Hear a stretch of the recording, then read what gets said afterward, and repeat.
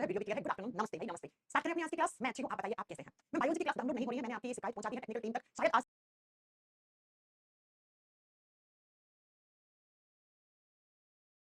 रात तक भी आपकी शिकायत एक्चुअली हुआ क्या है मैं आपको थोड़ा सा बता दूं 1 मिनट में। जिस प्राइस सर्वर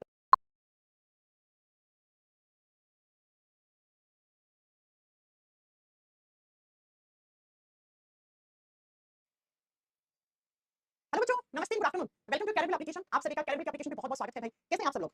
हाँ जी, सबसे पहले लाइव आएंगे और मुझे ये बताओ ऑडियो वीडियो सब कुछ क्लियर है ना? हाँ जी, जल्दी जल्दी जल्दी जल्दी जल्दी बताओ। आज तो कोई प्रॉब्लम नहीं है, ऑडियो भी क्लियर है, वीडियो भी क्लियर है। गुड आफ्टरनून, नमस्ते भाई, नमस्ते। स्टार्ट करें अपनी आज की क्लास। मैं अच्छी हूँ, आप बताइए आप कैसे हैं। मैं बायोलॉजी की क्लास डाउनलोड नहीं हो रही है, मैंने आपकी शिकायत पहुंचा दी है टेक्निकल टीम तक। शायद आज रात तक भी आपकी शिकायत एक्चुअली हुआ क्या है मैं आपको थोड़ा सा बता दूं 1 मिनट में। जिस प्राइवेट सर्वर पे क्लास लगती है ना बेटा, वो प्राइवेट सर्वर चेंज हुआ है। तो क्या कर रहे हैं हमारी टेक्निकल टीम, जो पुरानी कितनी सारी क्लासेस हो चुकी है ना, उसको नए सर्वर पे शिफ्ट कर रहे हैं। तो जब नए सर्वर पे शिफ्ट कर देंगे तो आप डाउनलोड कर पाओगे बेटा, है ना? तब आप डाउनलोड कर पाओगे। प्रॉब्लम थोड़ी सी यहाँ आ गई है, तो थोड़ा सा वो टाइम लग रहा है, बैकएंड पे कर रहे हैं। लगे हुए बच्चे आप जैसे भाई बहन लगे हुए हैं, तो पुरानी क्लासेस को नए सर्वर पे शिफ्ट कर रहे हैं। तो जैसे ही नए सर्वर पे शिफ्ट हो जाएंगे, आपकी सारी क्लासेस डाउनलोड होना फिर से शुरू हो जाएगी। ठीक है, ये थोड़ा सा प्रॉब्लम है। आइए स्टार्ट करते हैं। अब मैम ऑडियो बनाइए, अरे फालतू की बातें नहीं करो, आवाज सारी एकदम सही आ रही है आज, है ना? आज एकदम बढ़िया सही आवाज आ रही है, कोई प्रॉब्लम नहीं है ऑडियो वीडियो के अंदर। चलिए स्टार्ट करते हैं आज की क्लास। हम पढ़ेंगे ह्यूमन न्यूट्रिशन, मानव पोषण, जिसके अंदर हमें न्यूट्रिएंट्स के बारे में पढ़ना होता है। नंबर 1 पे हम कार्बोहाइड्रेट, शर्कराओं के बारे में हम पढ़ चुके हैं। शर्कराओं से जितने भी सारे क्वेश्चंस बनते हैं वो सारे हमने पढ़ लिए थे। मेरे 2-4 क्वेश्चंस का आंसर करो फटाक से। मुझे ये बताओ कि सबसे मीठी प्राकृतिक शर्करा कौन सी होती है? सबसे स्वीटेस्ट शुगर कौन सी होती है? मुझे फटाक से कमेंट करके बताओ। पहला क्वेश्चन। दूसरा क्वेश्चन मुझे ये बताओ कि जो आप बताओगे मुझे कि लैक्टोज का आइसोमर कौन-कौन होता है? ये 2 क्वेश्चंस के आंसर कर दो, फिर मैं आप देखती हूँ, है ना? मैम आपसे पढ़ के भाग खुल गई, अच्छा। हाँ जी, अब फटाक से 2 क्वेश्चन के आंसर करो, फिर हमें आज क्या पढ़ना है? आज हमें प्रोटीन के बारे में पढ़ना है। सीधे प्रोटीन के बारे में हम पढ़ेंगे। जल्दी बताओ सबसे मीठी शर्करा कौन सी होती है? और लैक्टोज के 2 समावयवी बताने हैं आपको, 2 आइसोमर्स बताने हैं। फटाक से ये दोनों बता दो आप, ताकि मैं अगली क्लास स्टार्ट करूँ। हाँ जी, फ्रक्टोज, फ्रक्टोज सबसे मीठी शर्करा होती है। एक बच्चा लिख रहा है शुगरकेन। अरे भैया शुगरकेन मैंने ये नहीं पूछा किसके अंदर की शर्करा सबसे मीठी होती है। मैंने पूछा कौन सी शर्करा सबसे मीठी होती है। ढंग से आंसर करा करो, ठीक है? कोई गुड़ लिख रहा है, कोई चीनी लिख रहा है, कोई शहद लिख रहा है, कैसे काम चलेगा? हाँ? और मैंने आपको एक चीज और पढ़ाई थी, जो दूसरा क्वेश्चन पूछा कि लैक्टोज कैसे कार्बोहाइड्रेट होती है। लैक्टोज एक डाइसैकेराइड कार्बोहाइड्रेट होती है। और लैक्टोज के साथ 2 एग्जांपल क्या लिखवाए थे? Sucrose and maltose. ये दोनों जो होते हैं वो लैक्टोज के आइसोमर्स होते हैं, क्योंकि इन तीनों का फार्मूला एक जैसा होता है, लेकिन इनकी इंटरनल स्ट्रक्चर अलग होती है। तो जो जिनके फार्मूले एक जैसे होते हैं, स्ट्रक्चर अलग होती है, उनको हम क्या बोलते हैं? आइसोमर्स कहते हैं। चलो अब स्टार्ट करते हैं अपनी आज की क्लास। आज हमें पढ़ना है प्रोटीन के बारे में। अरे हाँ मैम, हमने बहुत बार सुना है प्रोटीन डाइट में ज्यादा खाना चाहिए। प्रोटीन ज्यादा क्यों खाते हैं? मैम जो लोग जिम करते हैं वो लोग प्रोटीन डाइट अच्छी लेते हैं। मैम जो लोग नॉनवेज खाते हैं उनके अंदर प्रोटीन ज्यादा होता है। ये सारे क्वेश्चन के आंसर आपको आज मिल जाएंगे। मैम ऑब्जेक्टिव क्वेश्चन करवाइए, पहले थोड़ी वाला पार्ट पढ़ लो। चलो प्रोटीन क्या होते हैं? देखो प्रोटीन का दूसरा नाम क्या होता है? प्रोटीन का दूसरा नाम होता है पॉलीपेप्टाइड्स। प्रोटीन का ही दूसरा नाम क्या कहलाता है? प्रोटीन अगर नहीं मिलेगा तो आपको ऑप्शन मिलेगा पॉलीपेप्टाइड्स। पॉलीपेप्टाइड्स। अब ये पॉलीपेप्टाइड्स का मतलब क्या होता है? बेटा पॉली का मतलब क्या होता है? बहुत ज्यादा। पेप्टाइड्स का मतलब जब बहुत सारे पेप्टाइड्स आपस में जुड़ते हैं तो वो प्रोटीन बनाते हैं। अब इस पेप्टाइड्स का मतलब क्या होता है वो सुनिए। बच्चों प्रोटीन जो होता है उसकी स्मॉलेस्ट यूनिट क्या होती है? जैसे मैंने आपको पढ़ाया था कार्बोहाइड्रेट की सबसे छोटी इकाई क्या होती है? सैकेराइड होती है। वैसे अगर आपसे पूछे प्रोटीन की सबसे छोटी इकाई किसको कहते हैं? तो प्रोटीन की सबसे छोटी इकाई कहलाती है अमीनो एसिड। ऐसे जेडी का पेपर होता है उसमें ये क्वेश्चन पूछा हुआ है। अमीनो अम्ल किसकी सबसे छोटी इकाई होती है? तो अमीनो अम्ल यानी कि अमीनो एसिड जो होते हैं वो प्रोटीन की सबसे छोटी इकाई होते हैं। तो बच्चों जब बहुत सारे अमीनो एसिड आपस में जुड़ते हैं तो एक बड़ा सा मॉलिक्यूल, एक कॉम्प्लेक्स मॉलिक्यूल, एक जटिल अणु का निर्माण करते हैं, जिसे हम क्या कहते हैं? जिसे हम प्रोटीन कहते हैं। जिसे हम क्या कहते हैं? प्रोटीन कहते हैं। देखो बेटा पहला अमीनो एसिड, दूसरा अमीनो एसिड, तीसरा अमीनो एसिड, चौथा अमीनो एसिड, ऐसे करके जब एन नंबर, एन यहाँ पे कितना भी हो सकता है। तो जब अमीनो अम्ल की बहुत सारी इकाइयां आपस में ऐसे जुड़ जाती हैं, एक मतलब अमीनो एसिड, अमीनो अम्ल, तो हमें क्या मिलता है? हमें एक प्रोटीन का मॉलिक्यूल मिलता है। तो क्या मैं कह सकती हूँ प्रोटीन किससे मिलकर बना हुआ है? मैं प्रोटीन किससे मिलकर बना हुआ है? अमीनो एसिड से मिलकर बना हुआ है। अब दो अमीनो एसिड जब आपस में जुड़ते हैं तो ये कौन से बॉन्ड, कौन से बंध से जुड़ते हैं? ये पहला अमीनो एसिड है, ये दूसरा अमीनो एसिड है। तो इनके बीच में ये जो बॉन्ड है ना बेटा, इस बॉन्ड को बोलते हैं पेप्टाइड बॉन्ड। कौन सा बॉन्ड बोलते हैं इसको? पेप्टाइड बॉन्ड बोलते हैं, पेप्टाइड बंध बोलते हैं। इसीलिए देखो ऊपर मैंने लिखा कि जो प्रोटीन्स होते हैं वो पॉलीपेप्टाइड्स होते हैं। पॉली का मतलब बहुत ज्यादा, पेप्टाइड्स का मतलब पेप्टाइड बॉन्ड से बनी हुई अमीनो एसिड की स्ट्रक्चर्स होती हैं। तो याद रखिएगा प्रोटीन की सबसे छोटी इकाई अमीनो अम्ल होती है। दो अमीनो एसिड के बीच में जो बॉन्ड होता है, जो बंध होता है, वो कौन सा होता है? वो कौन सा होता है? वो पेप्टाइड बॉन्ड होता है। इसीलिए यहाँ पे लिखा हुआ है प्रोटीन्स आर पॉलीपेप्टाइड्स, पॉलीपेप्टाइड्स। ठीक है, बात आती है जो प्रोटीन है वो किससे बने हुए होते हैं? प्रोटीन कंपाउंड्स होते हैं, यौगिक होते हैं। और यौगिक किससे बनते हैं? जब एलिमेंट्स आपस में जुड़ते हैं तो वो कंपाउंड्स बनाते हैं। जब तत्व आपस में जुड़ते हैं तो वो यौगिक बनाते हैं। तो प्रोटीन के अंदर क्या क्या होता है? प्रोटीन कौन कौन से एलिमेंट से मिलकर बना हुआ होता है? तो प्रोटीन के अंदर जो तत्व पाए जाते हैं वो कौन कौन से? एन, एन का मतलब होता है नाइट्रोजन, सी का मतलब होता है कार्बन, एच का मतलब होता है हाइड्रोजन, ओ का मतलब होता है ऑक्सीजन। नाइट्रोजन, हाइड्रोजन और कार्बन और ऑक्सीजन, ये एलिमेंट्स, ये तत्व जब जुड़ते हैं तो वो प्रोटीन बनाते हैं। इसीलिए हम याद करते हैं नाचो नाम से, एनसीएचओ। ये एलिमेंट्स जब आपस में जुड़ते हैं तो ये प्रोटीन बनाते हैं। तो अगर कोई आपसे पूछे कि प्रोटीन जो होता है वो किससे बना हुआ है? वो अमीनो एसिड से बना हुआ है। अमीनो एसिड का फार्मूला क्या होता है? अगर कोई आपसे पूछ ले तो बेटा अमीनो एसिड का फार्मूला मैं लिख रही हूं, यहां से एक क्वेश्चन और बनेगा, बड़ा गौर से समझिए। अमीनो अम्ल का फार्मूला में कार्बन होता है, कार्बन से इधर जुड़ता है एच, एच का मतलब हाइड्रोजन होता है, इधर जुड़ता है कार्बोक्सिलिक ग्रुप COOH, जिसके ऊपर चार्ज होता है नेगेटिव, नेगेटिव चार्ज, और इधर जुड़ता है NH2, NH2 के ऊपर चार्ज होता है पॉजिटिव, और यहां पे होता है R, R का मतलब होता है कोई भी एल्काइल ग्रुप। अब आपको नहीं पता एल्काइल ग्रुप वगैरह तो ये केमिस्ट्री का पार्ट है, हम बायो में नहीं पढ़ेंगे, ठीक है? Alkyl group.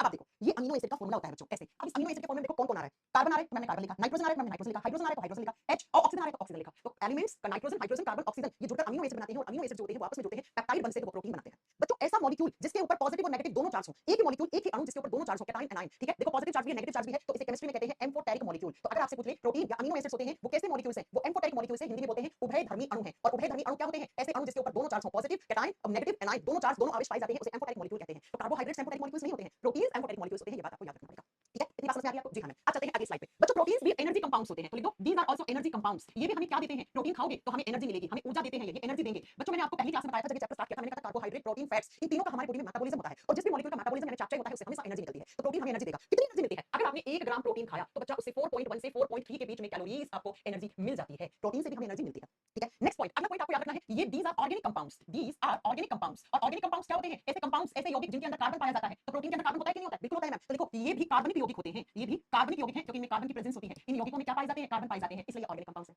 अगला पॉइंट, मैं एक दिन में कितना प्रोटीन खाना चाहिए? बेटा प्रोटीन की रिक्वायरमेंट अलग अलग होती है। जैसे छोटा बच्चा है, 4-5 महीने का है ना, तो वो छोटा सा, उसके हाथ इतने छोटे-छोटे हैं, कान छोटा सा है, उसका हार्ट बिल्कुल छोटा सा है। तो जैसे-जैसे बड़ा होता जाएगा, उसके ऑर्गन्स का साइज बढ़ता जाएगा। हाथ पाँव एकदम देखो, आप जब आपका जन्म हुआ था तो नहीं थे, आज आप इतने बड़े हो गए। तो आपकी बॉडी की ग्रोथ और डेवलपमेंट हो गया है। आपके शरीर के अंदर जितने भी ऑर्गन्स थे, जितने भी टिश्यूज उत्तक और अंग थे, उनका विकास हो गया, उनकी वृद्धि हो गई। तो बेटा इन ऑर्गन्स को ग्रोथ करवाने के लिए सबसे ज्यादा प्रोटीन की जरूरत होती है। तो याद रखना, एक छोटे बच्चे को सबसे ज्यादा प्रोटीन की जरूरत होती है। क्यों? क्योंकि उसका बॉडी ग्रोइंग स्टेज में है, उसके शरीर में वृद्धि और विकास हो रहा है, उसके जो ऑर्गन्स, उसके जो टिश्यूज हैं, वो क्या हो रहे हैं, वो उनकी लगातार ग्रोथ हो रही है। तो बच्चों, जब एक छोटा बच्चा होता है, चाइल्डहुड स्टेज में बच्चे को 2 ग्राम प्रोटीन पर केजी, जितने भी किलोग्राम का वो बच्चा है, उसमें 1 किलोग्राम के लिए उसे 2 ग्राम प्रोटीन खाना है। इसलिए आप देखते हैं छोटे बच्चे को दूध पिलाते हैं, दूध में प्रोटीन होता है। हम छोटे बच्चे को अंडा खिलाते हैं, अंडा खाता है, तो है ना, हम छोटे बच्चे को दाल खिलाते हैं, दाल में प्रोटीन होता है ना। तो क्यों? क्योंकि बच्चे को सबसे ज्यादा प्रोटीन की जरूरत होती है। लेकिन जब वो बच्चा बड़ा हो जाता है धीरे धीरे, तो वो बच्चा जब अडल्ट स्टेज में आता है, अडल्ट का मतलब वो 18 साल का हो जाता है, अब उसकी बॉडी में ग्रोथ हो चुकी है, अच्छे से ऑर्गन्स बन चुके हैं। अब जितनी ग्रोथ हुई थी उतनी होगी, तो अब उसे चाहिए 0.8 ग्राम पर किलोग्राम। तो आज आपके लिए प्रोटीन कितना जरूरी है? आपके जितना भी शरीर का वजन है, मुझे नहीं पता कितना वजन है, उस वजन के हिसाब से 1 किलो वजन के हिसाब से 0.8 ग्राम प्रोटीन आपको खाना है। ये एक अडल्ट पर्सन के लिए प्रोटीन की रिक्वायरमेंट होती है, डेली डेली आपको इतना प्रोटीन खाना है। बच्चों, जब कोई महिला क्या होती है, प्रेग्नेंट होती है, तो प्रेग्नेंट लेडी के लिए प्रोटीन की जो मात्रा होती है वो ज्यादा हो जाती है, गर्भावस्था में होती है। क्यों? क्योंकि बेटा उसके जो गर्भ में बच्चा पल रहा है, वो बच्चा भी सबसे ज्यादा प्रोटीन मांगता है। तो जब महिलाएं प्रेग्नेंट होती है तो उनको प्रोटीन की रिक्वायरमेंट ज्यादा हो जाती है, और ऐसे कहती है उनकी डॉक्टर कि एक दिन में आपको 55 से 70 ग्राम प्रोटीन लेना ही लेना है। अगर नहीं लोगे आप, तो आपके गर्भ में जो बच्चा है, आपके जो वूम में बच्चा है, उसकी ग्रोथ रुक जाएगी। बच्चा कम वजन का पैदा हो जाएगा, उसे मशीन में रखना पड़ेगा, फिर है ना, बच्चे की ग्रोथ नहीं होगी, बच्चे के ऑर्गन्स अच्छे से नहीं बनेंगे। तो प्रेग्नेंट लेडी के लिए सबसे ज्यादा डाइट में प्रोटीन की जरूरत होती है। तो प्रोटीन की डेली की रिक्वायरमेंट ये है बेटा। अभी हम लोगों की रिक्वायरमेंट ये चल रही है, ठीक है, छोटे बच्चे के लिए इतना। अगर कोई महिला प्रेग्नेंट है तो उसको एक दिन में 55 से 70 ग्राम का प्रोटीन लेना ही लेना पड़ेगा बेटा। अब बात ये आती है, थोड़ी सी बात कर लेते हैं, यहाँ पे कुछ साइंटिस्ट के नाम याद करने हैं। बच्चों, जब आपसे पूछे कि प्रोटीन की डिस्कवरी किसने की थी, प्रोटीन की खोज किसने की थी, किसने बताया था प्रोटीन के बारे में सबसे पहले, तो वो बताया था मूलर करके साइंटिस्ट ने, MULDER, लेकिन यहाँ पे डी साइलेंट होता है, इनको हम मूलर कहते हैं। आपसे पूछे प्रोटीन टर्म किसने दिया, ये जो प्रोटीन शब्द है ना जिसको आप बोलते हो प्रोटीन, ये किसने दिया था, ये बर्जीलियस ने दिया। बर्जीलियस साइंटिस्ट ने, इन्होंने प्रोटीन को प्रोटीन नाम दिया बेटा, कि ये प्रोटीन है, इसका नाम प्रोटीन रखेंगे मॉलिक्यूल्स का। अगली बात आती है कि जो प्रोटीन की जो स्ट्रक्चर है, प्रोटीन की संरचना है, कि प्रोटीन अमीनो एसिड से बने हुए हैं और कितने अमीनो एसिड कैसे जुड़ते हैं, तो कैसा प्रोटीन बनता है, तो इस स्ट्रक्चर को एक्सप्लेन किया था पाउलिन ने। ये 3 वैज्ञानिकों के नाम याद रखने हैं, लेकिन मैं आपको बता दूं, आज तक जब भी आया है कि प्रोटीन की खोज, प्रोटीन का नाम, तो वो हमेशा ऑप्शन में बर्जीलियस रहा है। हम बर्जीलियस को ही सही करके आएंगे। देखो, कुछ कुछ क्वेश्चंस होते हैं, उनका आंसर हमें एग्जामिनर के हिसाब से देना पड़ता है बेटा, ठीक है। जैसे जब भी एग्जामिनर पूछता है प्रोटीन की खोज किसने की, तो बेटा पता है वो मूलर नहीं देता ऑप्शन में, वो बर्जीलियस देता है। तो ये मत हमने पढ़ा था प्रोटीन का नाम बर्जीलियस ने दिया था, नहीं बेटा, आपको बर्जीलियस ही सही करके आ सकता है, ठीक है। दोनों ऑप्शन एक साथ नहीं आएंगे। अगर मूलर नहीं है, सिर्फ आपका क्या है, आप बताओगे बर्जीलियस है, तो बर्जीलियस करके आ सकता है। ये आपको कुछ साइंटिस्ट के नाम याद करने हैं। तो प्रोटीन से हमें एनर्जी मिलती है, प्रोटीन कैसे कंपाउंड्स होते हैं, एक दिन में कितना खाना है, कितना एनर्जी मिलता है प्रोटीन से, ये सारी बातें आपको पता लगती है। अब बात आती है कि हम प्रोटीन के लिए क्या खाएं, आप क्या क्या खाते हो दिन में, प्रोटीन के बेस्ट सोर्स क्या है, इसके उत्तम स्रोत क्या माने गए हैं, सोर्सेस क्या है प्रोटीन के। तो मैं कुछ फोटो दिखाती हूं आपको, इन फोटो में आप पहचानिए क्या आप इनमें से चीजें खाते हैं, कुछ ना कुछ। आप बताइएगा इनमें से आप क्या क्या खाते हो। चलो आइए, सबसे पहला आपको बता दूं, जितनी भी दाल होती है, पल्सेस होती है, दालें होती हैं, दाल खाते हैं, हाँ जी, मैं मूंग की दाल, मोठ की दाल, सबसे ज्यादा प्रोटीन होता है दालों में। दालों में बहुत ज्यादा प्रोटीन होता है, दाल तो खाते होंगे। अच्छा, आपने कभी सुना है दाल, ये कभी सोचा आपने कि हम दाल को चावल के साथ क्यों खाते हैं? चावल में प्रोटीन नहीं होता है, चावल में कार्बोहाइड्रेट ज्यादा होती है, जो हम आपको पढ़ाई थी क्लास में ना। हम चावल को दाल के साथ इसलिए खाते हैं ताकि हमारी बॉडी के अंदर चावल से हमें कार्बोहाइड्रेट मिल जाए और दाल में भर भर के प्रोटीन होता है, इसलिए दाल को चावल के साथ खाया जाता है। अगर देखो, जितनी भी बीन्स होती है, जितनी भी आप बीन्स वाली फली खाते हैं, अब बीन्स क्या क्या खाते हो आप?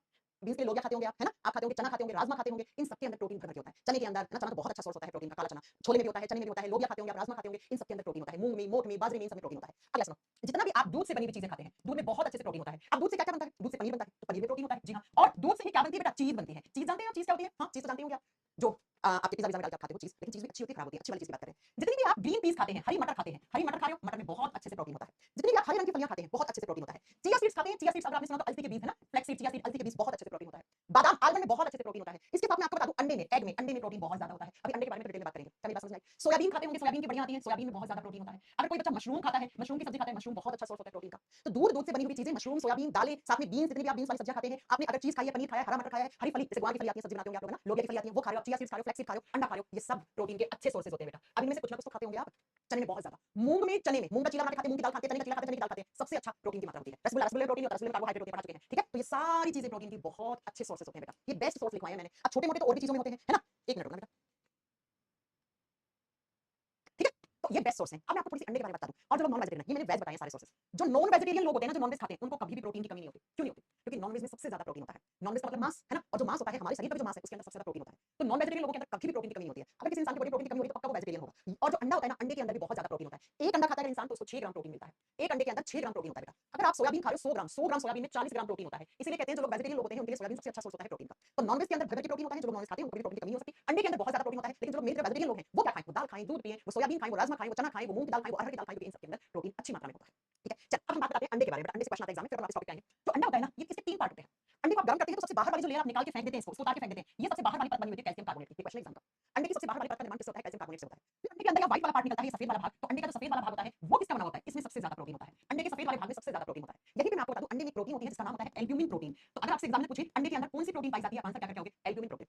कौन से हिस्से में? बीच वाले में, व्हाइट वाले, सफेद वाले हिस्से में। और अंदर वाला जो एग येल्क जिसको बोलते हैं हम, जो येलो कलर का होता है, इसमें क्या होती है? इसमें फैट की मात्रा ज्यादा होती है, इसमें वसा ज्यादा होती है। तो जो लोग हेल्थ कॉन्शियस लोग होते हैं वो लोग ये हिस्सा कभी भी नहीं खाते हैं, क्योंकि फैट है, और फैट तो कोलेस्ट्रॉल बढ़ाता है, कोलेस्ट्रॉल बढ़ने से हार्ट अटैक आता है, आपको पता है। तो वो लोग ये वाला चीज कभी भी नहीं खाते, वो सिर्फ क्या खाते हैं? वो एग का व्हाइट वाला पार्ट खाते हैं। तो अंडे के कौन से हिस्से में प्रोटीन होता है? सफेद वाले हिस्से में। और एक एक अंडे में 6 ग्राम प्रोटीन होता है बेटा लगभग। तो आप दिन में 2 अंडे अगर आप खाते हैं, मैं वो बता रही हूँ, जैसे मैं नहीं खाती हूँ, लेकिन जो लोग खाते हैं वो 2 अंडे खा लेते हैं, उसके बाद जो खाने में कुछ भी खाएं, प्रोटीन की कमी नहीं हो सकती उन लोगों की बॉडी में। ठीक है बच्चों, तो ये अंडे के बारे में, तो प्रोटीन क्या होते हैं, किसके बने हुए होते हैं, क्या सोर्सेस हैं, ये सारी बातें आपको पता लगी। अब बात आती है कि प्रोटीन हमारी बॉडी में करते क्या है, प्रोटीन के बहुत सारे काम होते हैं, तो प्रोटीन के फंक्शंस लिखो बेटा, क्या काम करते हैं प्रोटीन, अगर प्रोटीन ना खाओगे तो क्या क्या नहीं होगा। चलिए प्रोटीन के एक एक करके काम लिखना स्टार्ट करो। सबसे पहला पॉइंट, एनर्जी तो देंगे, है ना, है ना, तो एनर्जी तो देंगे, तो प्रोटीन्स क्या होते हैं, एनर्जी कंपाउंड्स होते हैं, तो एनर्जी तो देंगे, लेकिन एनर्जी देने के साथ साथ और बहुत सारे काम करते हैं। ये हमें कैलोरीज देते हैं, ऊर्जा देते हैं, एनर्जी तो देंगे, पहला काम तो यही होता है। दूसरा काम सुनो, आपने एक शब्द सुना होगा एंजाइम, जैसे हमारे मुंह में लार होता है उसमें एंजाइम होता है, हमारे पेट में एंजाइम होता है, हमारी छोटी आंत में एंजाइम होता है, और एंजाइम्स हमारे पाचन तंत्र के अंदर हिस्सेदारी रखते हैं। एंजाइम्स होते हैं वो पाचन करवाते हैं, enzymes are helpful in process of digestion. बिना एंजाइम के डाइजेशन नहीं हो सकता है, हमारा पाचन तंत्र खराब हो जाएगा। और ये जो एंजाइम्स होते हैं ना प्रोटीन के बने हुए होते हैं। Almost all enzymes are made up of protein. हमारी बॉडी में जितने सारे एंजाइम्स हैं लगभग सारे प्रोटीन के बने हुए हैं। तो अगर आप प्रोटीन नहीं खाओगे तो आपकी बॉडी में एंजाइम्स नहीं बनेंगे, एंजाइम्स नहीं बनेंगे तो डाइजेस्टिव सिस्टम गड़बड़ा जाएगा और पाचन तंत्र गड़बड़ा गया तो भैया आप समझ रहे हैं क्या हो जाएगा। तो लिखिए नेक्स्ट, एंजाइम्स क्या करते हैं, प्रोटीन क्या करते हैं, एंजाइम्स फॉर्मेशन का काम करवाते हैं बेटा। ये एंजाइम्स फॉर्मेशन का काम करवाते हैं, एंजाइम्स बनाते हैं, लिख दो, एंजाइम बनाते हैं कौन, प्रोटीन एंजाइम बनाते हैं। हमारी बॉडी में जितने भी सारे एंजाइम्स होते हैं वो सारे प्रोटीन के बने होते हैं।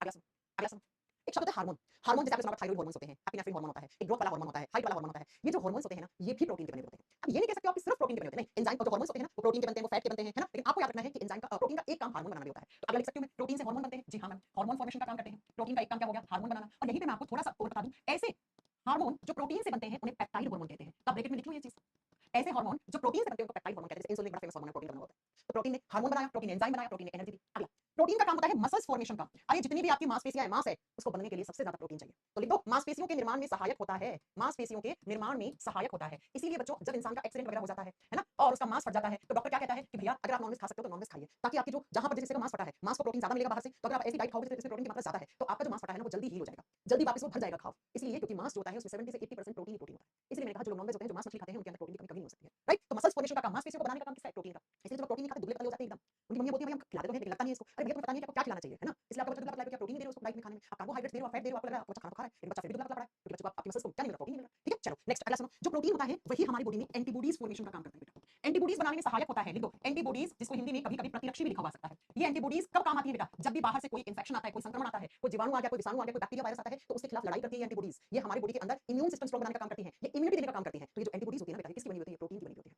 नेक्स्ट, अगर आपको कहीं पर भी घाव पड़ जाता है, उस घाव को भरने का काम किसका होता है, प्रोटीन का। तो वुंड हीलिंग का काम करता है बेटा। वुंड हीलिंग का मतलब होता है घाव को भरना, घाव को भरने के लिए सहायक होता है कौन, प्रोटीन। ये बहुत बार एग्जाम में आता है, कौन सा न्यूट्रिएंट होता है, कौन सा पोषक तत्व होता है जो एनर्जी देने के साथ साथ घाव को भी भरने में सहायक होता है, वो प्रोटीन होता है बच्चों। प्रोटीन जो है वो हमारे ऑर्गन्स की, हमारे टिश्यूज की, हमारे अंगों की, हमारे ऊतकों की वृद्धि करवाता है, ग्रोथ एंड डेवलपमेंट में सहायक होता है कौन, प्रोटीन। तो लिख दो, ये क्या करता है, प्रोटीन जो होते हैं वो ऊतकों की, अंगों की वृद्धि और विकास करवाते हैं बेटा। जितने भी हमारे ऑर्गन्स हैं वो सही से काम करवाएं और उनकी ग्रोथ होती रहे, वो अच्छे से चलते रहे, तो बेटा उसके लिए क्या खाना पड़ेगा आपको, उसके लिए आपको प्रोटीन रिच डाइट खानी पड़ेगी।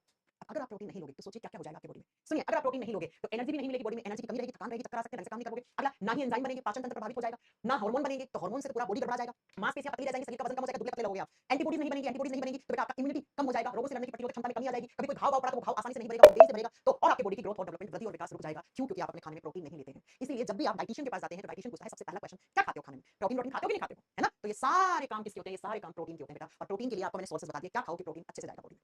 आगे बात समझ में, प्रोटीन्स को बिल्डिंग ब्लॉक ऑफ लाइफ कहते हैं बेटा। जैसे एक बिल्डिंग है ना, बड़ी सी अपार्टमेंट्स है, उसके अंदर अलग अलग ब्लॉक बने हुए होते हैं, A block, B block, C block, D block, है ना। ठीक ऐसे ही हमारा शरीर एक बिल्डिंग है, इस बिल्डिंग में अलग अलग ब्लॉक है ना। ब्लॉक का मतलब मांस हो गया, हड्डियां हो गई, बाल हो गए, नाखून हो गए, इन सारे ब्लॉक को क्या चाहिए, इन सारे ब्लॉक को प्रोटीन चाहिए। प्रोटीन की कमी होगी बाल झड़ जाएंगे, नाखून टूटने लग जाएंगे, क्योंकि नाखून के अंदर प्रोटीन होता है बहुत ज्यादा। बालों को सही रखना है, प्रोटीन अच्छे से खाना पड़ेगा आपको, नहीं तो बाल झड़ना शुरू हो जाएंगे। तो अगर आपसे पूछ ले कि बिल्डिंग ब्लॉक ऑफ लाइफ किसको कहते हैं, तो हिंदी में इसको बोलते हैं बिल्डिंग ब्लॉक ऑफ जीवन। जीवन कुछ नहीं, बस हिंदी में नाम बोलते हैं। प्रोटीन्स को हम क्या कहते हैं, बिल्डिंग ब्लॉक ऑफ लाइफ कहते हैं। ये वो ब्लॉक्स हैं जो जाके हमारी बॉडी का बिल्डिंग बनाएंगे, हमारे शरीर को बनाएंगे। They are known as building block of life. लिख दो हिंदी में, प्रोटीन को हमारे जीवन का बिल्डिंग ब्लॉक कहा जाता है, वैसे इंग्लिश में लिखा हुआ है।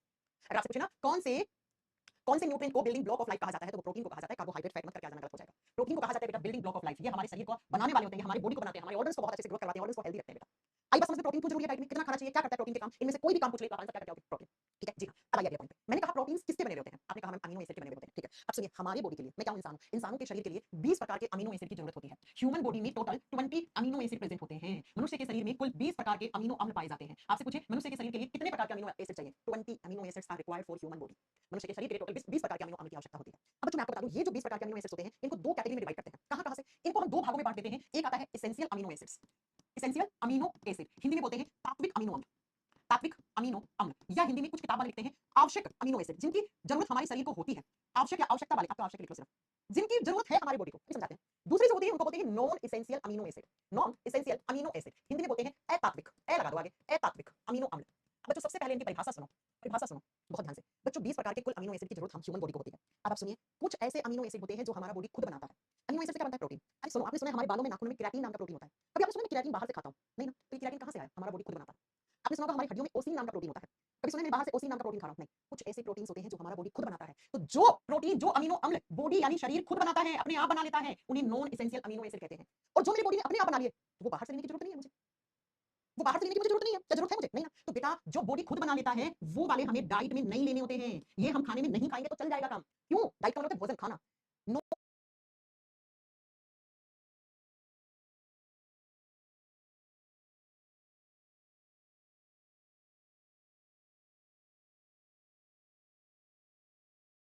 और एसेंशियल अमीनो एसिड्स वो होते हैं जो हमारा शरीर खुद बना लेता है।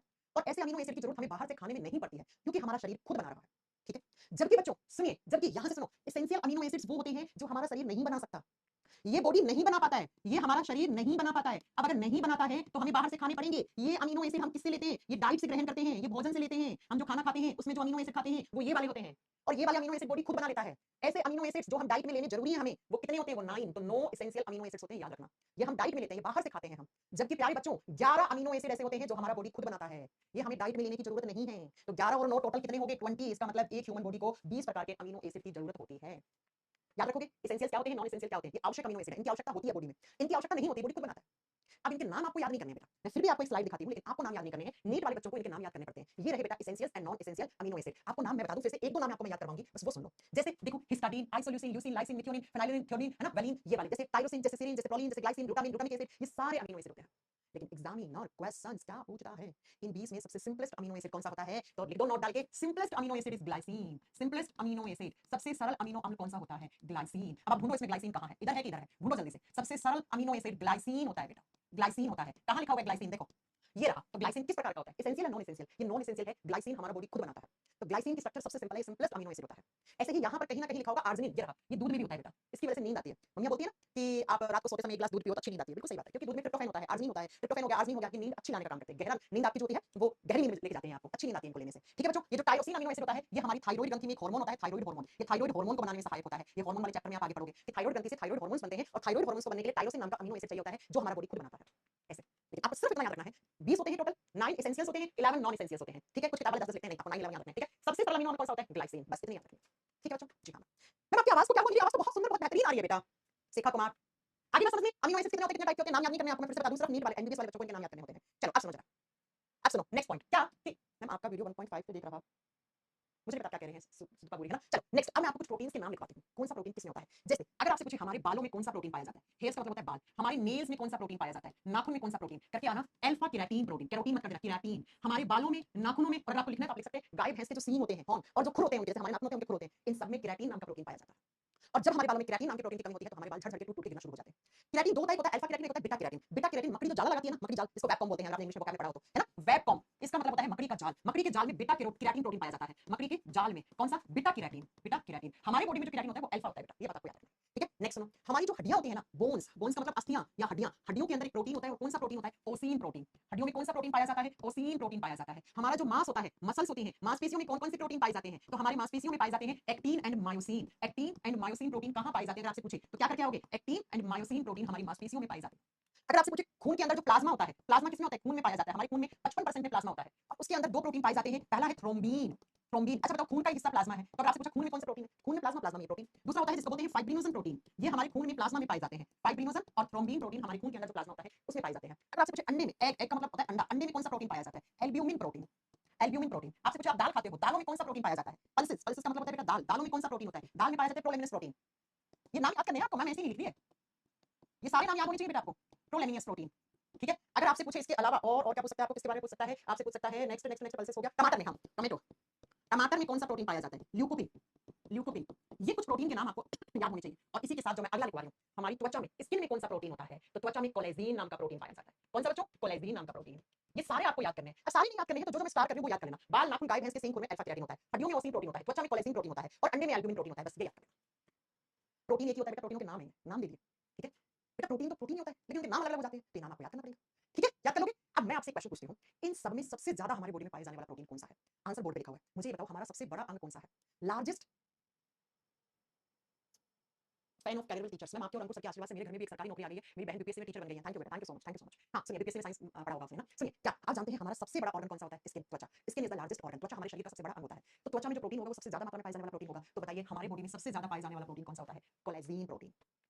पूछे एनिमल्स या ह्यूमंस में सबसे ज्यादा मात्रा में पाए जाने वाला प्रोटीन कौन सा है? कोलेजिन। ऐसे ही प्लांट्स के अंदर रूबिस्को नाम का प्रोटीन सबसे ज्यादा पाया जाता है। आइए लिखते हैं, आइए दोनों नोट डाल के लिखते हैं, दोनों क्वेश्चंस। अभी बच्चे ने बीपीएससी बोला था, बीपीएससी के पेपर का क्वेश्चन है बेटा ये, ठीक है? लिखिए, नोट डाल के दो लिखने हैं आपको। लिखिए ना, जानवरों में या मनुष्य में, ठीक है, जानवर या मनुष्यों में सबसे ज्यादा पाए जाने वाला प्रोटीन, सबसे ज्यादा पाए जाने वाला प्रोटीन, पाए जाने वाला प्रोटीन कौन सा होता है? कोलेजिन। प्रोटीन कौन सा होता है बच्चों? कोलेजिन प्रोटीन होता है। इंग्लिश में लिख लेना, most abundant protein that is present in human body. ऐसे ही आपसे पूछे प्लांट्स में, पेड़ पौधों के अंदर, प्लांट्स का मतलब होता है पादपों में, पेड़ पौधों में सबसे ज्यादा पाए जाने वाला प्रोटीन रूबिस्को होता है बेटा, रूबिस्को। ये दोनों आपको शब्द याद रखना है। प्लांट्स को भी प्रोटीन चाहिए होता है, बिल्कुल चाहिए होता है, ठीक है? आगे बात समझ में, दोनों याद रखेंगे जी। हाँ, ये हो गया प्रोटीन के बारे में बात। प्रोटीन क्या होते हैं, किससे बनते हैं, प्रोटीन का काम क्या क्या है, प्रोटीन नहीं खाएंगे तो क्या हो जाएगा, एक दिन में प्रोटीन कितना खाना चाहिए, प्रोटीन किससे बनते हैं, अमीनो एसिड से बनते हैं। अब अगर मैं आपसे क्वेश्चन पूछूं सबसे ज्यादा किस उम्र में प्रोटीन की जरूरत होती है, तो आप क्या करके आओगे? बच्चे को, एक छोटा बच्चा जो होता है उसको सबसे ज्यादा प्रोटीन की जरूरत होती है। अब हेमंत चौधरी करें स्टार्च क्या है, हेमंत बेटा कल की क्लास देखना, आपको समझ में आ जाएगा, ठीक है? अब बात आती है, मैंने कहा कि सबसे ज्यादा प्रोटीन की जरूरत किसको होती है? एक छोटे बच्चे की उम्र अभी 10 साल से नीचे है, उसको सबसे ज्यादा प्रोटीन की जरूरत होती है। और अगर उसी समय उसको प्रोटीन ना मिले तो बेटा बीमारियां हो जाती है उस बच्चे के अंदर। अब देखिए क्या क्या बीमारी, तो लिखो प्रोटीन की कमी से कौन कौन सी डिजीज होती है, डिजीज ऑफ प्रोटीन। प्रोटीन नहीं खाओगे तो क्या क्या बीमारियों का सामना करना पड़ जाएगा, लिख लीजिए, प्रोटीन से संबंधित बीमारियां, प्रोटीन की बीमारियां, बीमारियां। सबसे ज्यादा मैंने कहा किसको जरूरत होती है प्रोटीन की? एक छोटे बच्चे को, एक चाइल्ड को, बच्चे को जरूरत होती है। और अगर बच्चे को प्रोटीन नहीं मिल पाता है तो बच्चे में दो बीमारियां हो जाती हैं जिनके बारे में आपको जानना है। पहली जो होती है उसको बोलते हैं क्वाशियोरकर। कौन सी बच्चों? क्वाशियोरकर। एग्जाम में क्या पूछता है, एग्जाम में बहुत बार आता है, प्रोटीन की कमी से कौन सा बीमारी होता है? आंसर होगा क्वाशियोरकर। दूसरा होता है उसको बोलते हैं मेरास्मस डिजीज। कौन सा डिजीज बेटा? मेरास्मस रोग। इनके नाम याद करने पहली बात तो आप। और तीसरा जो होता है उसको बोलते हैं कचेक्सिया, कचेक्सिया रोग, कचेक्सिया रोग, कचेक्सिया डिजीज। ये तीनों बीमारियां सबसे पहले तो ये जानो आप, ठीक है? क्वाशियोरकर, मेरास्मस, कचेक्सिया, ये तीनों बीमारियों के नाम हैं। ये दोनों मैं अभी आपको फोटो दिखा के समझाऊंगी। पहले कचेक्सिया सुनो बेटा। कचेक्सिया ना छोटे बच्चे में भी हो सकता है और अडल्ट में भी हो सकता है, हम लोगों में भी हो सकता है। किसकी कमी से होती है कचेक्सिया? कचेक्सिया प्रोटीन की डेफिशिएंसी से होती है, प्रोटीन की कमी से होती है। अगर आप एक दिन में जितना आपके बॉडी को रिक्वायर्ड है प्रोटीन उतना नहीं खाया तो क्या होता है? सुनो, आपके शरीर के अंदर प्रोटीन की कमी हो जाती है। आपके मांस को प्रोटीन चाहिए, आपके बालों को प्रोटीन चाहिए, आपके नाखूनों को प्रोटीन चाहिए, आपके ऑर्गन्स को प्रोटीन चाहिए। तो जब बहुत ज्यादा प्रोटीन की कमी होगी शरीर के अंदर तो हमारा बॉडी ना हड्डियों का प्रोटीन खींचना शुरू कर देता है। हड्डियों से प्रोटीन लेना शुरू कर देता है कि हड्डियों को अपना प्रोटीन दो, बाहर से तो आ नहीं रहा है। और हड्डियों का प्रोटीन सारा चूस लेता है बॉडी, जिसकी वजह से हड्डियां पतली हो जाती हैं, हड्डियां भंगुर ब्रिटल हो जाती हैं, हड्डियों से आवाज आना शुरू हो जाती है और हड्डियों के अंदर हड्डियां मुड़ना शुरू हो जाती हैं, हड्डियों के अंदर बीमारियां पैदा हो जाती हैं। इस बीमारी को कचेक्सिया रोग कहते हैं।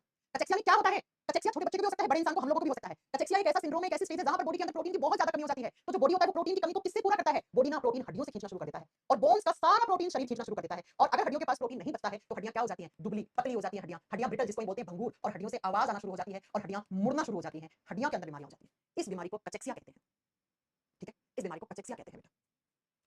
आगे बात समझिए, सुनिए मेरी बात। क्या होता है कचेक्सिया के अंदर? होता क्या है बेटा, नोट्स में कुछ गड़बड़ तो आप देख लेना, कमी से होता है बेटा, ज्यादा से प्रोटीन, ज्यादा से एक चीज होती है वो मैं आपको बताऊंगी। आगे बात समझ में, मैं मॉक टेस्ट में नंबर इंक्रीज नहीं हो रहे, क्या करूं? हरी सब्जी में बेटा कार्बोहाइड्रेट प्रोटीन दोनों ज्यादा होता है। तो कचेक्सिया क्या होता है समझ में आया? अब मैं आपको एक फोटो दिखाती हूं, क्वाशियोरकर और मेरास्मस। क्वाशियोरकर क्या होता है और मेरास्मस क्या होता है वो सुनिए। कहां चला गया क्वाशियोरकर? ये देखो, ये छोटा बच्चा है और छोटे बच्चे को सबसे ज्यादा प्रोटीन की जरूरत होती है और सबसे ज्यादा प्रोटीन की जरूरत है, उस समय बच्चे को प्रोटीन नहीं मिला तो क्या हो जाएगा? देखो यहाँ, ये होता है बेटा क्वाशियोरकर और मेरास्मस। देखो ये छोटे बच्चे दिख रहे हैं, किसी का आपको बच्चा दिखता है उसका अच्छे से लालन पोषण नहीं मिलता है तो क्या बोलते हो? आपका बच्चा कितना दुबला पतला हो गया, उसको कुछ खिलाया करो। ऐसे बोलते हैं ना, उसकी मम्मी कहती है कि नहीं नहीं हम तो खिलाते हैं, हाँ खाना तो खिलाते हैं, खाना अच्छे से खाता है, फिर भी क्यों दुबला पतला है? क्योंकि उस बच्चे को प्रोटीन रिच डाइट नहीं मिल रही बेटा।